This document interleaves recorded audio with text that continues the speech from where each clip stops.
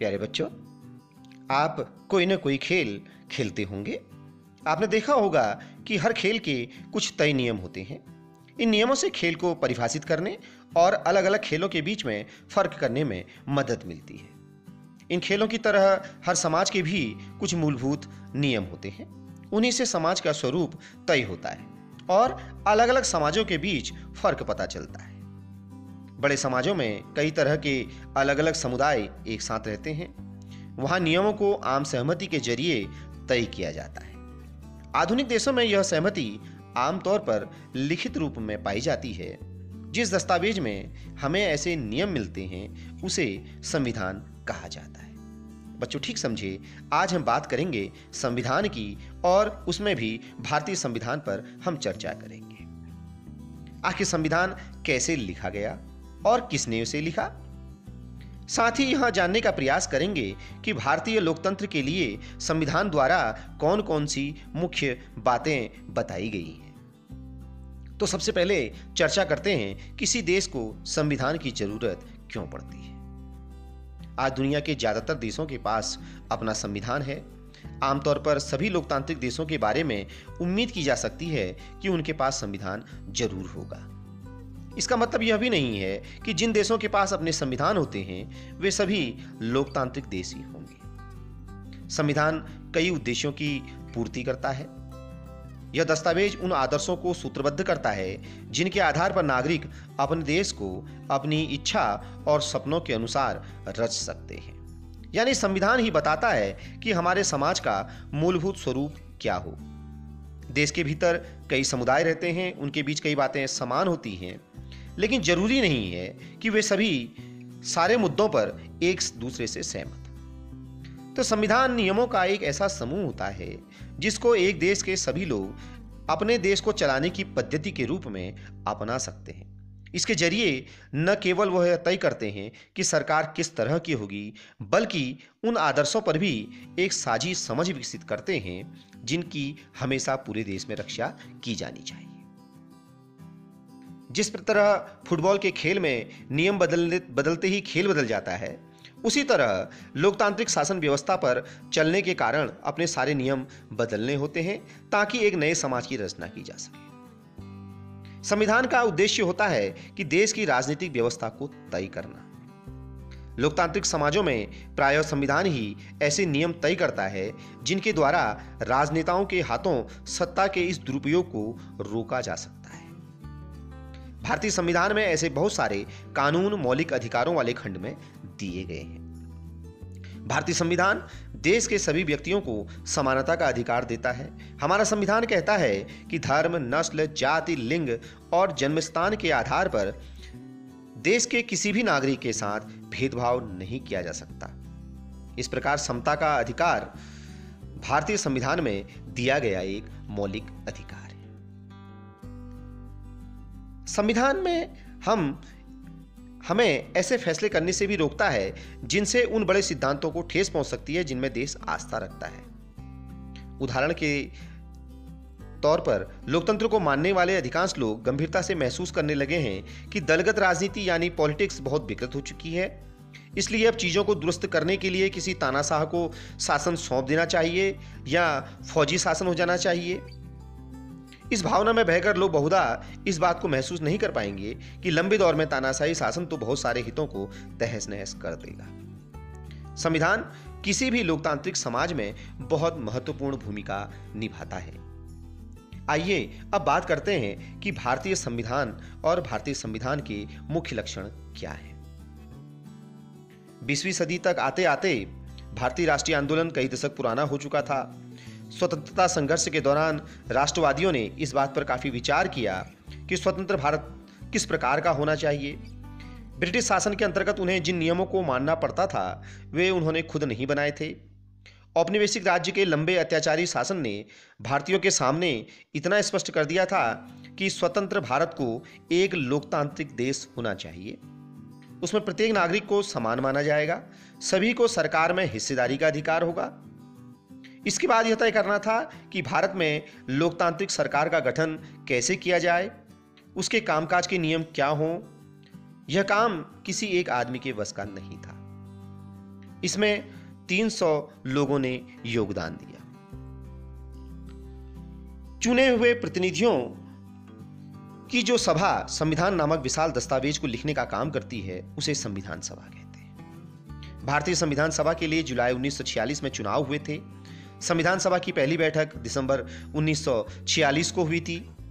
उसके तत्काल बाद भारत दो हिस्सों, भारत और पाकिस्तान में बंट गया। तो इसी प्रकार संविधान सभा भी दो हिस्सों में बंट गई। भारतीय संविधान लिखने वाली सभा में 299 सदस्य थे। इसने 26 नवंबर 1949 को अपना काम पूरा कर लिया। संविधान 26 जनवरी 1950 को लागू हुआ। इसी दिन की याद में हम हर साल 26 जनवरी को गणतंत्र दिवस मनाते हैं। भारतीय संविधान के कुछ मुख्य आयामों का उल्लेख अगर हम देखें तो हमें पाते हैं कि विविधता, एकता, सामाजिक आर्थिक सुधार और प्रतिनिधित्व से संबंधित कई चिंताओं को लगातार ध्यान में रखते हुए जिस दस्तावेज को लिखा गया है वह स्वतंत्र भारत को एक शक्तिशाली लोकतांत्रिक समाज बनाने के उद्देश्य से पूरा करने के लिए काफी है। इस संविधान में हमारे कुछ विशेषताएं हैं। पहली विशेषता इस संविधान की है संघवाद, अर्थात देश में एक से अधिक ज्यादा स्तर की सरकारों का होना। हमारे देश में राज्य स्तर पर भी सरकारें हैं और केंद्र स्तर पर भी। पंचायती राज व्यवस्था शासन का तीसरा स्तर है। भारत में इतने सारे समुदायों की उपस्थिति का सीधा मतलब यह था कि यहाँ शासन की एक ऐसी व्यवस्था विकसित करनी होगी जिसमें राजधानी दिल्ली में बैठे मुट्ठी भर लोग पूरे देश के फैसले न ले पाए। इसलिए प्रांतीय स्तर पर भी सरकार की व्यवस्था की गई। भारत के सभी राज्यों को कुछ मुद्दों पर फैसले लेने का स्वायत्त अधिकार है। भारत के सभी लोग इन सभी स्तरों की सरकारों द्वारा बनाए गए कानूनों और नीतियों के अंतर्गत आते हैं। दूसरी महत्वपूर्ण विशेषता है संसदीय शासन पद्धति। सरकार सभी स्तरों पर जनप्रतिनिधियों का चुनाव लोग खुद करते हैं। वोट डालने के लिए कतारें लगती हैं। भारत का संविधान अपने सभी वयस्क नागरिकों को वोट डालने का अधिकार देता है। संविधान सभा के सदस्य जब संविधान की रचना कर रहे थे तो उन्हें लगा कि स्वतंत्रता संघर्ष ने भारतीय जनता को वयस्क मताधिकार का प्रयोग करने के योग्य बना दिया है। सार्वभौमिक मताधिकार का मतलब है कि अपने जनप्रतिनिधियों के चुनाव में देश के सभी लोगों की सीधी भूमिका होती है। इसके अलावा हर व्यक्ति खुद चुनाव भी लड़ सकता है, चाहे उसकी सामाजिक पृष्ठभूमि कैसी भी क्यों न हो। ये प्रतिनिधि जनता के प्रति जवाबदेह होते हैं। लोकतांत्रिक कार्य पद्धति में प्रतिनिधित्व क्यों महत्वपूर्ण होता है, इसके बारे में हम फिर अगले वीडियो में बात करेंगे। तीसरी विशेषता है शक्तियों का बंटवारा। संविधान के अनुसार सरकार के 3 अंग हैं: विधायिका, कार्यपालिका और न्यायपालिका। विधायिका में हमारे निर्वाचित प्रतिनिधि होते हैं। कार्यपालिका ऐसे लोगों का समूह है जो कानूनों को लागू करने और शासन चलाने का काम देखते हैं। न्यायालयों की व्यवस्था को न्यायपालिका कहा जाता है। इन सभी अंगों की शक्तियां एक दूसरे से अलग होती हैं। शक्तियों के इस बंटवारे के आधार पर प्रत्येक अंग एक दूसरे अंग पर अंकुश रखता है। इस प्रकार तीनों अंगों के बीच सत्ता का संतुलन बना रहता है। अगली विशेषता है मौलिक अधिकार। मौलिक अधिकारों वाला खंड भारतीय संविधान की अंतरात्मा भी कहा जाता है। मनमाने और निरंकुश इस्तेमाल से बचाने के लिए हमारे संविधान में कुछ हमें मौलिक अधिकार प्रदान किए गए हैं। मौलिक अधिकारों के अलावा हमारे संविधान में एक खंड नीति निर्देशक तत्वों का भी है। यह खंड इसलिए जोड़ा गया है ताकि और ज्यादा सामाजिक और आर्थिक सुधार लाए जा सके। हमारे नीति निर्माता चाहते थे कि स्वतंत्र भारतीय जनता की गरीबी दूर करने वाले कानून और नीतियां बनाते हुए इन सिद्धांतों को मार्गदर्शक के रूप में हमेशा अपने सामने रखें। अगली विशेषता है धर्मनिरपेक्षता। धर्मनिरपेक्ष राज्य वह होता है जिसमें राज्य अधिकृत रूप से किसी भी धर्म को राजनीतिक धर्म के रूप में बढ़ावा नहीं देता है। कभी कभी देश का संविधान इतिहास तय करता है कि देश का संविधान कैसा होगा। संविधान उन आदर्शों को तय करने में एक महत्वपूर्ण भूमिका निभाता है जिन्हें हम अपने देश और प्रतिनिधियों के जरिए साकार करना चाहते हैं। जिस प्रकार फुटबॉल के नियम बदलते ही खेल बदल जाता है, उसी प्रकार जिन देशों में संविधान में भारी बदलाव आ जाते हैं, वहां देश का बुनियादी स्वरूप ही बदल जाता है। ऐसा उदाहरण हम नेपाल में देख चुके हैं। भारतीय संविधान के जिन आयामों का जिक्र किया गया है वे काफी जटिल दिखाई देते हैं, उन्हें समझने में कुछ मुश्किल भी महसूस होती है, लेकिन हमारा संविधान अपने आप में एक बृहद और विस्तृत संविधान है, जिसमें हमारे कुछ मौलिक अधिकारों का उल्लेख है, जिसके कारण प्रत्येक देश के नागरिक को समान अधिकार प्रदान किए गए हैं। अगले चरण में हम अपने संविधान द्वारा प्रदत्त मौलिक अधिकारों पर चर्चा करेंगे।